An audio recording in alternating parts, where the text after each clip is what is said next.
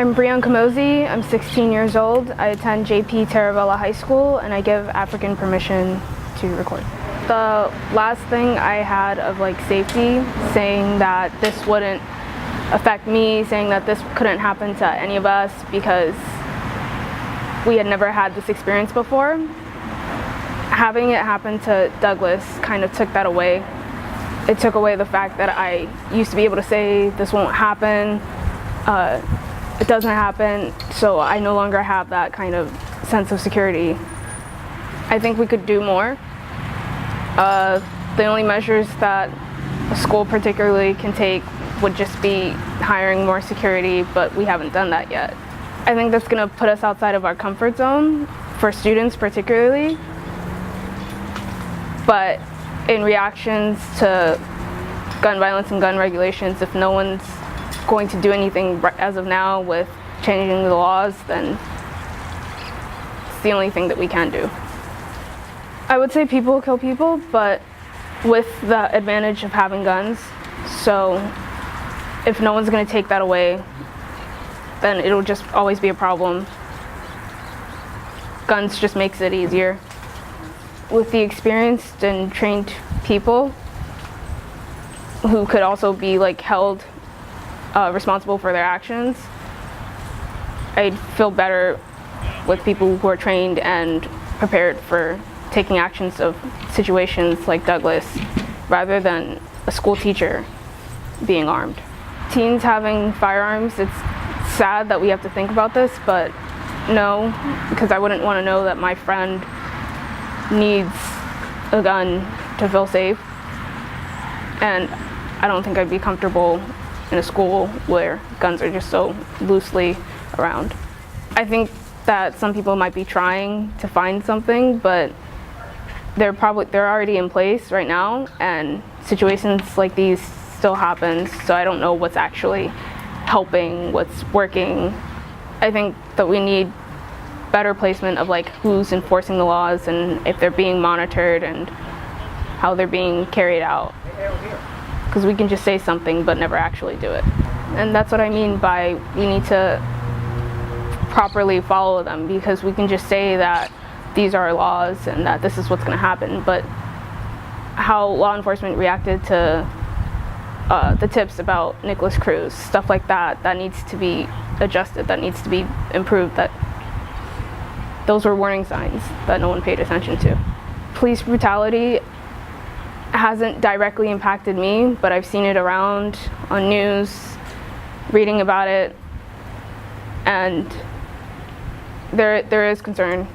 There's stuff like that happening all over, and it's sad that that's kind of normal to us now, but I can't say that I directly have been impacted yet. It wouldn't necessarily be a police officer directly, but if I could make a change through there, then I would definitely try.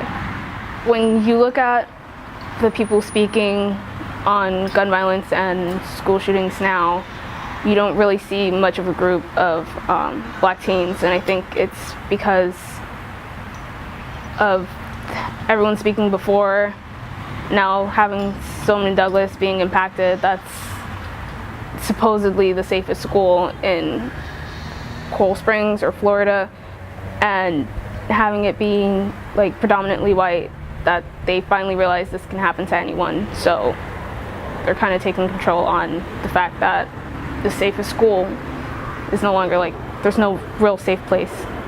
I think as much as we talk and as much as we protest and as much as we tell people that things need to be changed, we're doing as much as we can, and it's also up to the other side to help out as well, to listen, to see that this is wrong, and to actually make the changes, because until we're of the age where we can do it ourselves, we're kind of reliant on the adults actually making the change, making the difference, and seeing that us kids are being impacted.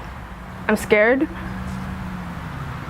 because things have really only gotten worse, and with new crimes being up, with new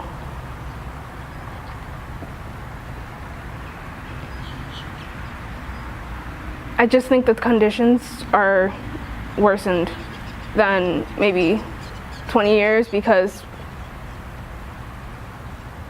it's now the new normal, and I don't see anyone actually making improvements.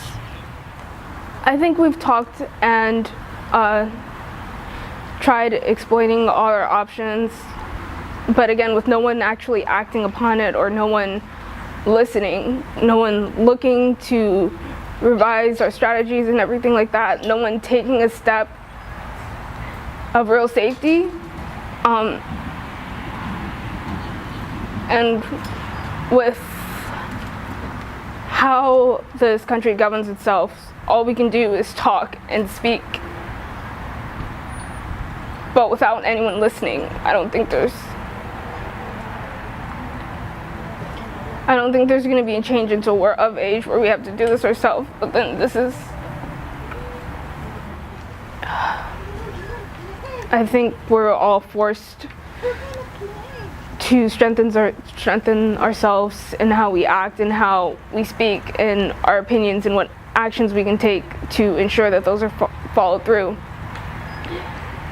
We no longer have the safeguard of just being able to be a child.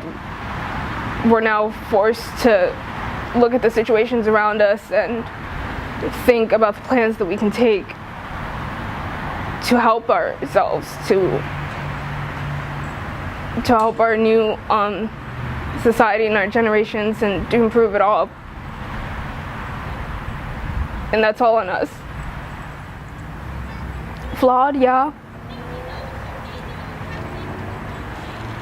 But I can only say again, it needs improvement. They need to look at it and really revise everything in our laws, our ways of enacting them, everything. I don't think it's been a while since anyone's renewed them or asked the public what works, what doesn't work.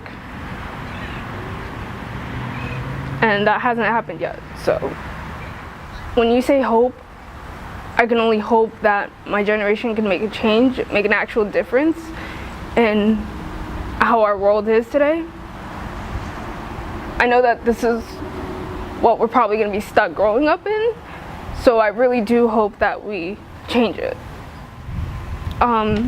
If a suburban city or a suburban area has the profits to do so, then with all their funding, stuff like mass shootings supposedly shouldn't happen in their areas. So they take more initiative, and oh my gosh, this actually happened. We can't. What's actually they're lost in impacting them. But with urban cities not having the same economic status, it's supposedly supposed to happen, and people start thinking that there's no way to have prevented it. So there's your difference in, I guess, there's your economic standpoints when a city doesn't have as much as another than the lesser privileged city. It's expected. No one takes the extra steps to look at who's most likely to do so, or look at how we can help these kids, or just monitor them. Just knowing that you're sowing the signs, I need to look at you. No one's doing that. We all say that we have the system, that we do background checks to see what hospitals or what visitations you've had and stuff like that, but no one takes the additional steps to really look at those kids or look at those people who's showing the signs. I think that is going to be a problem, and I'm at loss at the generations before us, but our generation, I think we're going to be responsible for ensuring that all the flaws, that all the loopholes get looked at, and situations with minority versus of the races and advantages and disadvantages. It's up to us to fix that, because with universal background checks right now, yeah, there's probably going to be some prejudice saying that black people are most likely to have had the mental issues over white people. I want us to start taking the actions to prevent stuff like this, rather than us just talking about it and never actually doing anything. Hi, I'm Breyon, and I am AfriKin. Please join us on May 19th in Miami as we advance in ingenuity and promise of our people.